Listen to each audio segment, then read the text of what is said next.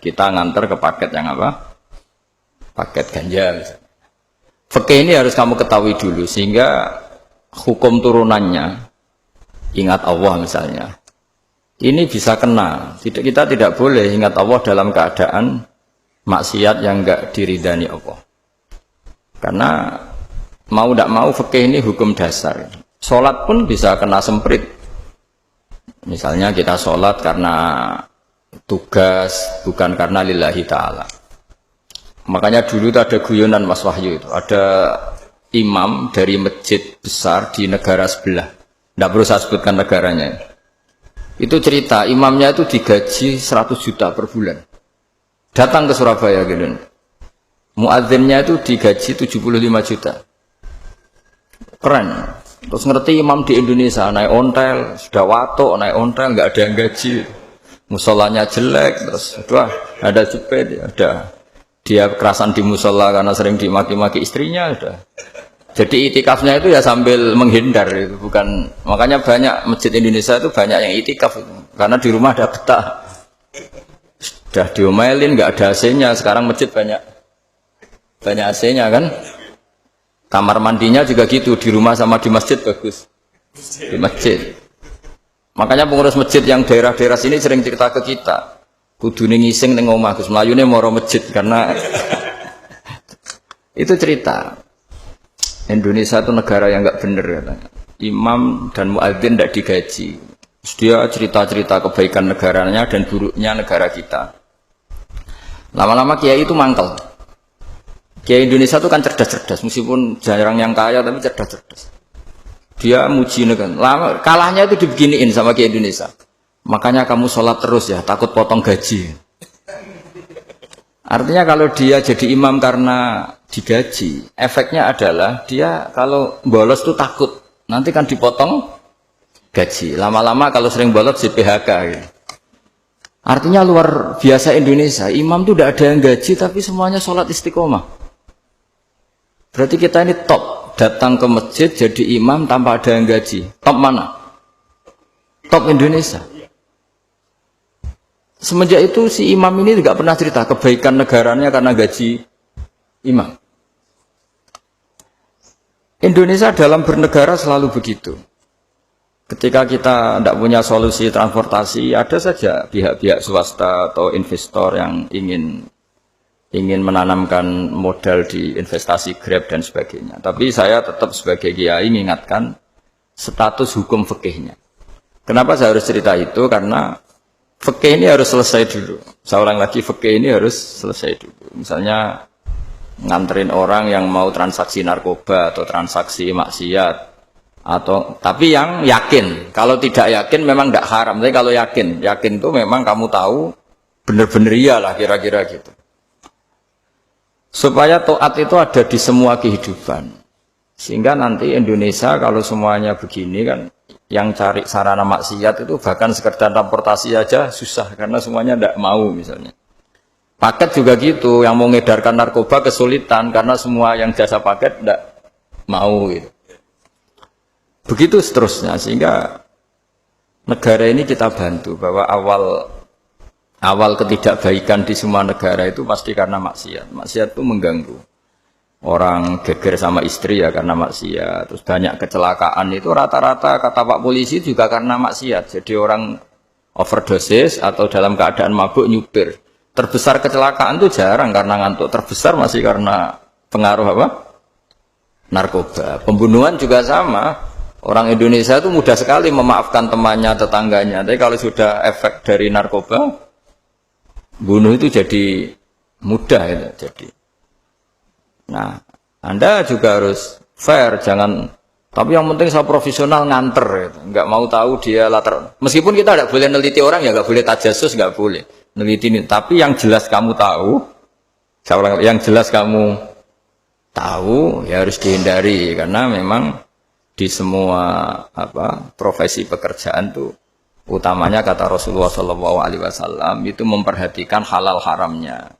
Tapi ya saya ulang lagi tidak boleh sok suci, tidak boleh tajassus, tidak boleh neliti orang lain. Tapi kalau yang jelas-jelas untuk maksiat maka harus kita hindari. Termasuk masjid sekalipun.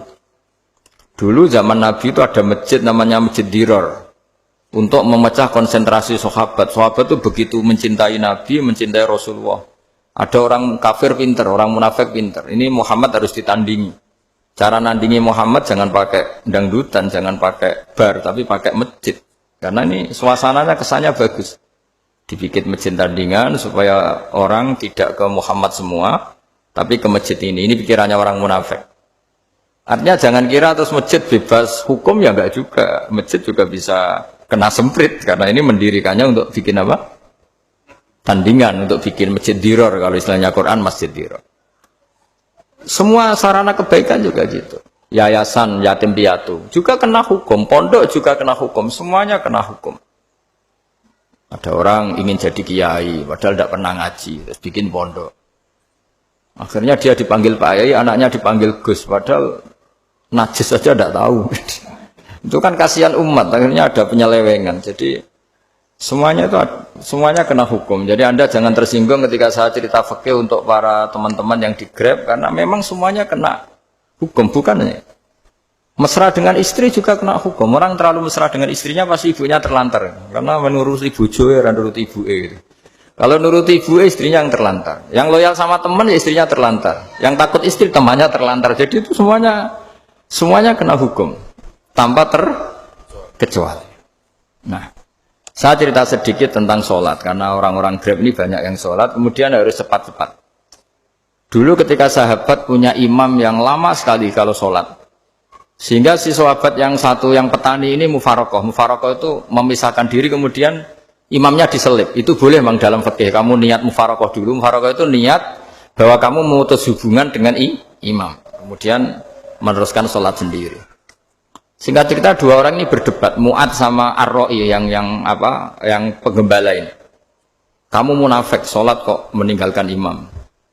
Terus yang satu bilang, kamu keterlaluan, sholatnya lama sekali. Singkat cerita dua orang ini lapor ke Rasulullah SAW. Uniknya Nabi itu membenarkan yang petani tadi. Kamu Mu'ad jadi masalah. Agama ini tidak boleh jadi problem. Kalau kamu ngimami orang, jangan lama-lama. Di situ ada ibu-ibu yang ditunggui anaknya yang sedang menyusu. Banyak petani yang nunggu macam-macam. Kayak pegawai POM ya ditunggu shift temannya, pegawai Indomaret juga gitu. Apalagi Grab mungkin ditunggu penumpangnya macam-macam. Sehingga kebaikannya teman-teman yang kerja serabutan begini juga bergantung kebaikan imam tadi. Kalau sholat itu tidak boleh lama-lama. Apalagi wiridan, sholatnya aja nggak boleh lama-lama, apalagi wiridannya.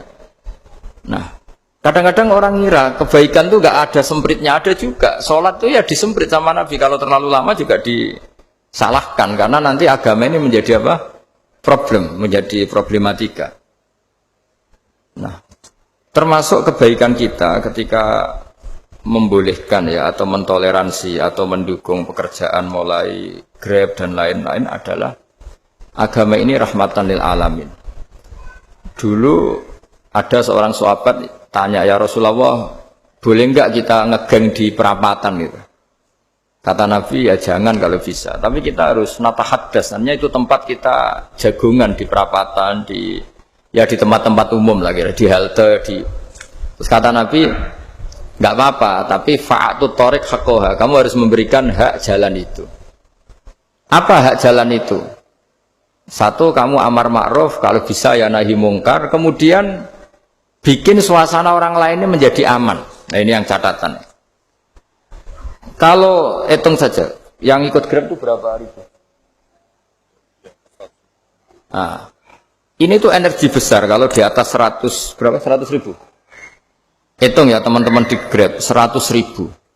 100.000 ini kalau soleh semua, atau setengah soleh lah, kalau soleh banget keberatan ya soleh, setengah soleh. Itu ada, ini sudah saya pikir, ada kebaikan yang menyebar di seluruh Nusantara yang berjumlah 100.000. Ini luar biasa. Ada kecelakaan dia menolong pertama, ada pemerkosaan menolong pertama, mungkin ada pencurian, ada apa. Maka kata Nabi, kamu kalau harus di jalan, itu kamu berkontribusi amar ma'ruf nahi mungkar.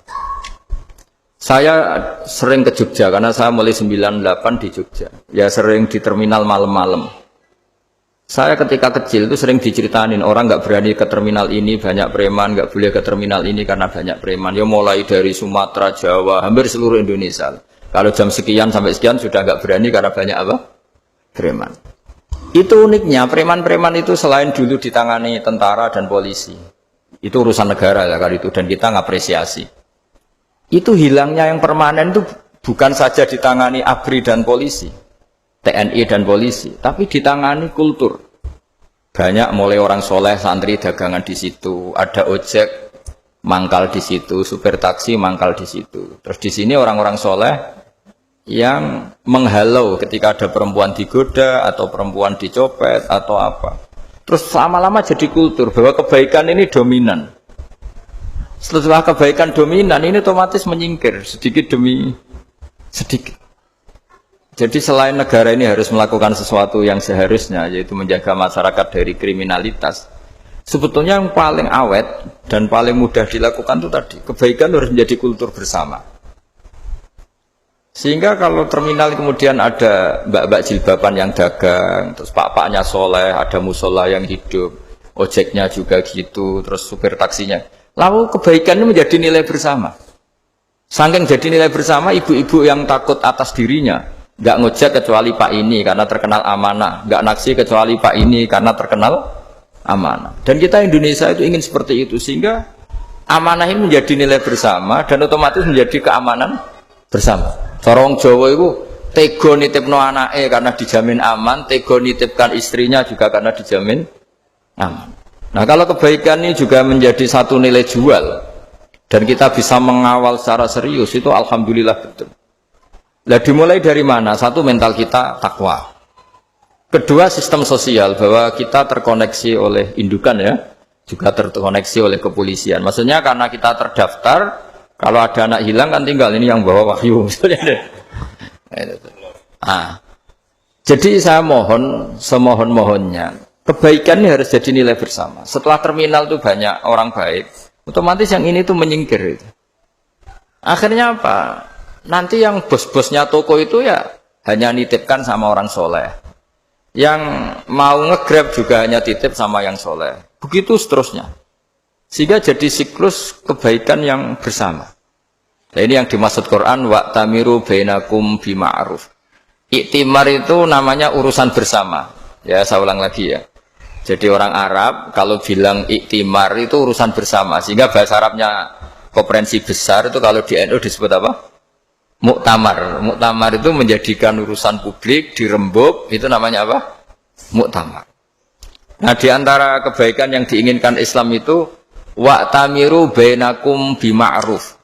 Urusan kebaikan ini menjadi urusan apa? Bersama. Biasa contoh itu kecil saya itu mesti dikandani sama orang-orang tua, jangan di terminal ini sampai jam ini, jangan di perapatan ini ketika sudah jam begini. Tapi barokahnya orang soleh bertebaran di mana-mana itu. Yang tukang grab ya di mana-mana, yang penjaga toko ya banyak yang soleh, yang ngojek, yang macam.